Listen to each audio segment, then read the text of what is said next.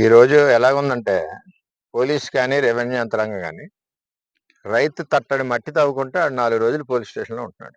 అంత గట్టిగా పోలీసు వ్యవస్థ పనిచేస్తా ఉంది. ఇక్కడ ఇసుక మాఫియా గత 5 సంవత్సరాల నుంచి జరుగుతూ ఉంది, అందరికీ తెలుసది. మరలా ఇప్పుడు అదే మాఫియా పార్టీల్లో మార్పులు పార్టీల్లోకి వచ్చి కంటిన్యూ అయిపోతున్నారు. దీనివల్ల ఏమవుతుందంటే కూటమి ప్రభుత్వానికి చెడ్డ పేరు వస్తుంది. ముఖ్యంగా పిఠాపురం నియోజకవర్గంలో ఒకే ఒక్క చెరువు తవ్వాలి, అది కూడా బట్టీల కోసం అని చెప్పి పవన్ కళ్యాణ్ గారు పర్మిషన్ ఇచ్చింది ఒకే ఒక చెరువుకి. అంటే అంత నిబద్ధతతో పనిచేస్తుంది కూటమి. ఇక్కడ తెలుగుదేశం అవునండి, జనసేన అవునండి, బీజేపీ అవునండి.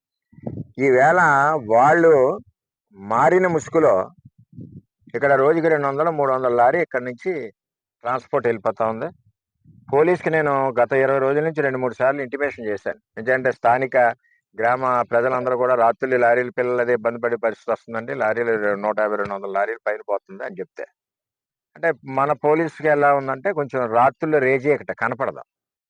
ఆ గ్లాసెస్ అయ్యి మరి కల్పించాలి. ఇంకేదంటే కనపడలేదంటే వాళ్ళకి కావాల్సింది వస్తున్నట్లు లెక్క పోలీస్ వ్యవస్థ. పవన్ కళ్యాణ్ గారు కూడా చెప్పారు వ్యవస్థ మారాలి, పోలీస్ వ్యవస్థ అని ఆయన కూడా చెప్పారు. చెప్పే కూడా వీళ్ళకి అసలు భయం భక్తిగా రెండు కూడా లేవు. ఏదేమైనా అక్రమ ఇసుక మాఫియాని అరికట్టవలసిన బాధ్యత ఉంది. జాయింట్ కలెక్టర్ గారికి నైట్ ఫోన్ చేసి చెప్పాను నేను, ఇక్కడ ప్రజల పిలుపు మేరకు. ఇది గంజాయి సిగరెట్లు, గంజాయి అరగట్లు, పోనీ గంజాయి అరగట్ల గంజాయి లారీల మీద పోదు కదా, స్కూల్ దగ్గర గంజాయిలు, ఇవన్నీ కూడా చాలా సీరియస్గా కళ్యాణ్ గారు హెచ్చరించున్నారు. మీరు సరి చేసుకోకపోతే సరైన చర్యలు కూడా ఉంటాయని చెప్పి నేను తెలియజేస్తున్నా. ఇది కూడా కూటమి ప్రభుత్వం అక్రమ వ్యాపారాలకు వ్యతిరేకం. ఇది మంచి ప్రభుత్వం.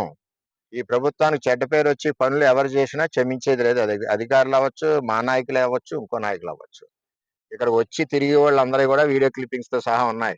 త్వరలోనే బయట పెడతాం అవసరం వచ్చినప్పుడు. గాంజాలో దొరికిన యువకులను కూడా బైండ్ ఓవర్ కేసు పెట్టి మమానికి చేసేస్తారు పోలీస్ వ్యవస్థ కూడా. దాని మీద పూర్తి చర్యలు పోలీస్ వ్యవస్థను నేను అనక్కర్లేదండి, పవన్ కళ్యాణ్ గారే చెప్పారు. వాళ్ళకి సిగ్గుండాలా, ఇంకా అంతకంటే ఏం చెప్తాం.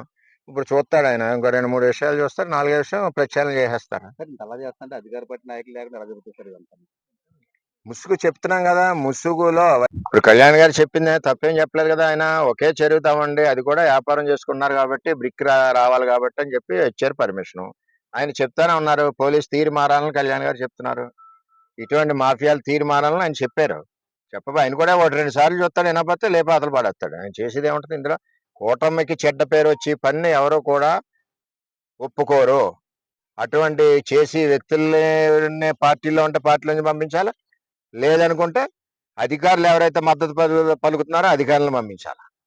పోలీసు వ్యవస్థ ఉంది కదా. ఒక రైతు సాయంత్రం ట్రాక్టర్ మీద ఏదైనా ఇసుకట్టుకెళ్తే ఆయన్ని పెట్టేసి లోపలేసి తోమేసి రకరకాల ఎకరం భూమి రాయం చేసుకుంటున్నారు ట్రాక్టర్ ఇసుక్కే పోలీసు. ఇప్పుడు ఇదే మాఫియా జరుగుతుంటే కళ్ళు ఎక్కడ పోయినాయి? 250 లారీలు వెళ్తున్నాయంటే జిల్లా పోలీసు చూడవలసిన బాధ్యత ఉంది కదా. ఎందుకు కళ్ళు మూసుకుని ఉంటున్నారు? లోకల్ పోలీసు జిల్లా అధికారులు చెప్పట్లేదా? లేకపోతే లోకల్ పోలీస్ ఇందులో ఇన్వాల్వ్మెంట్ అయి ఉందా? ఈ అరికట్టలేదంటే కారణం నైట్ టైం ఇంత అలా జరుగుతుందంటే భాగస్వామ్యం ఉన్నట్టే మేము అనుమానిస్తాం. అందులో తేడా లేదు. దీని మీద కూడా సార్ కళ్యాణ్ గారు కూడా చెప్పారు 2-3 సార్లు పోలీస్ వ్యవస్థ బాగోలేదు, సరి చేయండి అని. నేను మొన్న ఎక్కడ మూలపేటలో గంజాయి సిగరెట్లు దొరికినాయి. ఏమో ఎక్కడ